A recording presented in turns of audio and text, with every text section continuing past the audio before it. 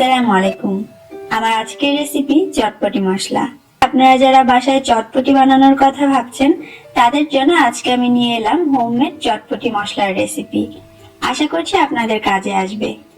আর তাছাড়া এই মশলাটা বানিয়ে আপনি 6 মাসের জন্য সংরক্ষণও করতে পারবেন। চলুন তাহলে দেখে নেওয়া যাক কিভাবে বানাতে হবে। আজকে চটপটি মশলা তৈরি করার জন্য আমার যে সমস্ত মশলা লাগবে সব আমি একসঙ্গে নিয়ে রেখেছি। তার মধ্যে আছে আস্ত শুকনা মরিচ 7 থেকে 8টা নিতে হবে। 2 টেবিল চামচ আমি নিয়েছি গোটা জিরা, 2 টেবিল চামচ নিয়েছি গোটা ধনে, সাথে নিয়েছি 2 টেবিল চামচ পরিমাণ 5 ফোড়ন। এটা আপনারা যে কোনো মুদি দোকান থেকে কিনে নিতে পারবেন। 1/4 চা চামচ নিয়েছি রাঁধুনি, 1/4 চা চামচ নিয়েছি লবঙ্গ, 8 থেকে 9টার মতো হবে। সাথে নিয়েছি 1/2 চা চামচ কালো গোলমরিচ এবং সেই সঙ্গে অবশ্যই নিতে হবে 2 টেবিল চামচ পরিমাণ বিট লবণ। এবারে আমরা এই সব মশলাকে একটু ড্রাই রোস্ট বা তেলে নিব। প্রথমে আমি নিয়ে নিচ্ছি শুকনো মরিচ। চুলার আঁচটা আমি মিডিয়ামে রেখেছি। গরম প্যানের মধ্যে শুকনো মরিচগুলো দিয়ে এইভাবে আলতো করে চেপে চেপে এবং নেড়ে চেড়ে ভেজে নিব।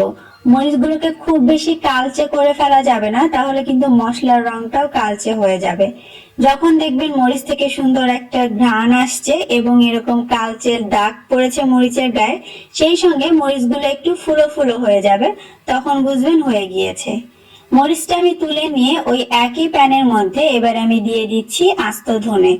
ধনেটাকে আমি আলাদা করে ভাজছি, তার কারণ হচ্ছে এটা একটু মোটা মোটা, ভাজতে একটু বেশি সময় লাগে অন্য মশলাগুলোর থেকে, তাই আলাদা করছি। চাইলে একসঙ্গেও করা যাবে, তবে আলাদা করে ভাজলেই ভালো।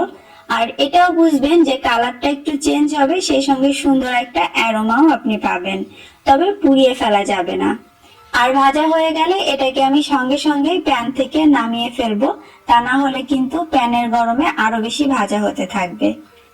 তারপর সেই একই প্যানে এবং একই আঁচে আমি বাকি মশলাগুলো টেলে নিব। প্রথমে জিরা আর 5 ফোড়নটা দিয়ে দিচ্ছি, তবে এর মধ্যে আমি রাঁধুনিটা দিব না, কারণ হচ্ছে আমার 5 ফোড়নে অলরেডি রাঁধুনি মেশানো আছে।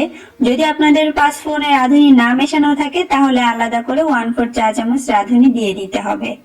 সেই সঙ্গে আমি লবঙ্গ এবং গোলমরিচও দিয়ে দিলাম এবং সবকিছু একসঙ্গে ভালো করে টেলে নিব ততক্ষণ পর্যন্ত যতক্ষণ না নাকে একটা সুন্দর ভাজা ভাজা গন্ধ আসছে এবং কালারটাও হালকা চেঞ্জ হয়ে যাচ্ছে, সাথে আপনি হালকা পটপট আওয়াজও শুনতে পাবেন। তখনই আর দেরি না করে চুলা থেকে এটা নামিয়ে ফেলতে হবে এবং আলাদা একটা পাত্রে ঢেলে নিতে হবে, যাতে প্যানের গরমে এটা অতিরিক্ত পুড়ে না যায়।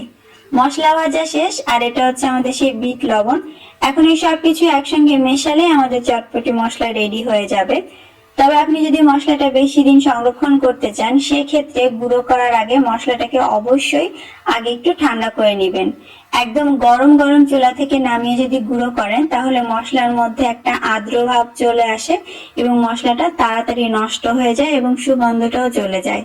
তাই মশলা যখন পুরোপুরি ঠান্ডা হয়ে যাবে তখন আমি এটাকে একটা গ্রাইন্ডার কাপের মধ্যে ঢেলে নিচ্ছি এবং এই ব্লেডটা আমি ইউজ করছি মিস্টার ম্যাজিক বুলেট ব্লেন্ডার আমার।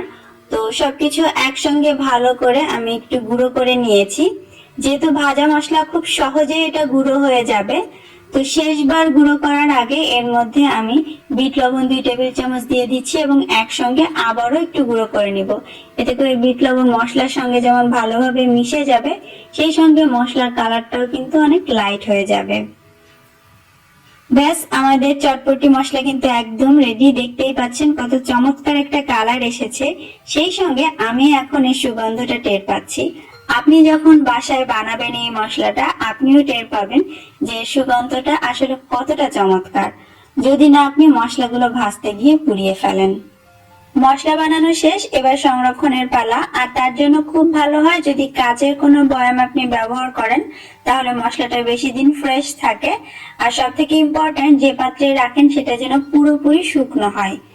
আর এইভাবে কোনো পাত্রে রেখে সেটা ভালো করে মুখ বন্ধ করে ফ্রিজের নর্মাল চেম্বারে রেখে দিলে 6 মাস ধরে আপনি সেটা ইউজ করতে পারবেন। আশা করছি আজকের রেসিপি ভালো লেগেছে। সবাই ভালো থাকবেন।